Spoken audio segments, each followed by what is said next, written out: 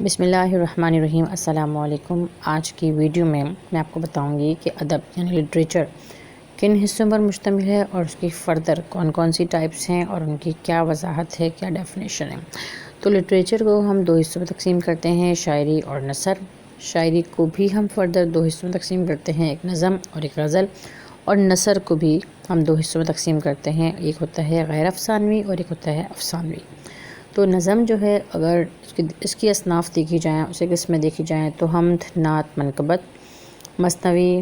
اچھا، یہ حمد، نعت اور منقبت جو ہے یہ موضوع کے لحاظ سے ہے، اور مثنوی، مخمس، مسدس یہ کس کے حساب سے ہے؟ حیت، اس کا اسٹرکچر کیسا ہے نظم کا، اس کے لحاظ سے۔ اور اشعار کا مسلسل مجموعہ جس میں ایک مرکزی خیال پایا جائے اسے نظم کہا جاتا ہے، ٹھیک ہے۔ اسی طرح نثر جو ہے غیر افسانوی اور افسانوی۔ غیر افسانوی نثر وہ ہوتے ہیں جس میں کوئی واقعہ، کوئی کہانی نہ ہو، جیسے مضمون ہو گیا، انشائیہ ہو گیا، سفر نامہ ہو گیا، روداد وغیرہ ہو گئی۔ اور افسانوی نام سے ظاہر ہے، جیسے کوئی ڈرامہ ہے، افسانہ ہے، ناول ہے، داستان ہے۔ تو یہ جو ٹائپس ہو گئیں یہ کس کی ہو گئیں؟ افسانوی نثر کی۔ تو اس کی تعریف یہ ہوتی ہے کہ غیر افسانوی نثر جس تحریر میں حقیقت کی عکاسی سادگی سے کی جائے، اور افسانوی نثر ہوتا ہے جس نثر میں تخلیقی کہانی پائی جائے، ٹھیک ہے۔ تو اس کو کہتے ہیں نثر۔ اور شاعری کسے کہتے ہیں؟ الفاظ یا جملوں کا ایسا تسلسل جس میں آہنگ یا ردھم پایا جائے۔ شاعری اور نثر میں آہنگ کا فرق ہوتا ہے، اس لیے شاعری کو گایا جا سکتا ہے اور نثر کو گایا نہیں جا سکتا، ٹھیک ہے، کیونکہ نثر میں قافیہ، ردیف، تخلص وغیرہ نہیں ہوتے اور خیالات کا اظہار بکھری ہوئی فارم میں کیا جاتا ہے، تو اس لیے اس کو گانا مشکل ہوتا ہے۔ نظم ایک خیال یا موضوع کے تحت پیش کیے گئے اشعار ہوتے ہیں۔ غزل جو ہوتا ہے اس میں متفرق موضوعات کے تحت پیش کیے گئے اشعار ہوتے ہیں، اسی لیے نظم کا مرکزی خیال ہوتا ہے لیکن غزل کا مرکزی خیال نہیں ہوتا، ٹھیک ہے۔ اب آپ یہ دیکھیں، جیسے میر تقی میر کی غزل ہے کہ فقیران آئے صدا کر چلے، میاں خوش رہو ہم دعا کر چلے۔ اگر آپ اس نظم کو غور سے دیکھیں، غزل کو غور سے دیکھیں تو آپ کو ہر شعر میں ایک الگ بات نظر آئے گی، ٹھیک ہے، ایک ہی بات نہیں ہوگی بلکہ ہر شعر میں الگ بات ہوگی۔ اس کے علاوہ غزل میں قافیے ہوتے ہیں، جیسے صدا، دعا، اٹھا، چھپا، جدا، ادا، خدا، یہ سارے قافیے ہیں، اور کر چلے یہ ردیف ہے۔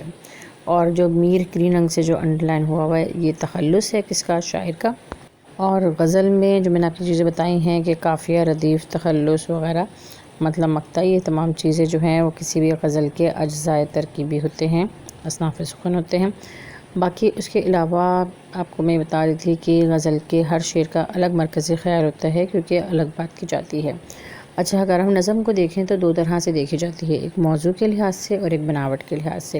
جیسے میں نے آپ کو پہلے بتایا کہ موضوع جو ہے نظم، موضوع کے اعتبار سے کیا ہے؟ حمد، نعت، شعر عاشق اور ملی نغمہ وغیرہ۔ اور بناوٹ کے لحاظ سے یعنی کہ نظم کی حیت، شکل کیسی ہے، یعنی مثنوی، مخمس، مسدس، سونٹ۔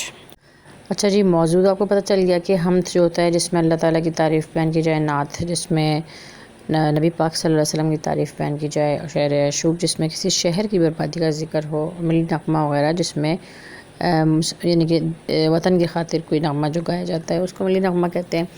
بناوٹ کے لحاظ سے کیا فرق ہوتا ہے؟ مثنوی، مخمس، مسدس، سونٹ وغیرہ، ان میں فرق یہ ہوتا ہے کہ جو بند ہوتے ہیں ان میں مصروں کی تعداد جو ہوتی ہے اس میں فرق ہوتا ہے۔ جیسے مثنوی ہر شعر میں 2 مصرے ہوتے ہیں، مخمس ہر شعر میں 5 مصرے ہوتے ہیں، مسدس میں 6 ہوتے ہیں، سونٹ 14 مصروں کی نظم ہوتی ہے۔ تو یہ ہوتے ہیں اس کی حیت کے اعتبار سے یا ساخت کے اعتبار سے فرق ہے۔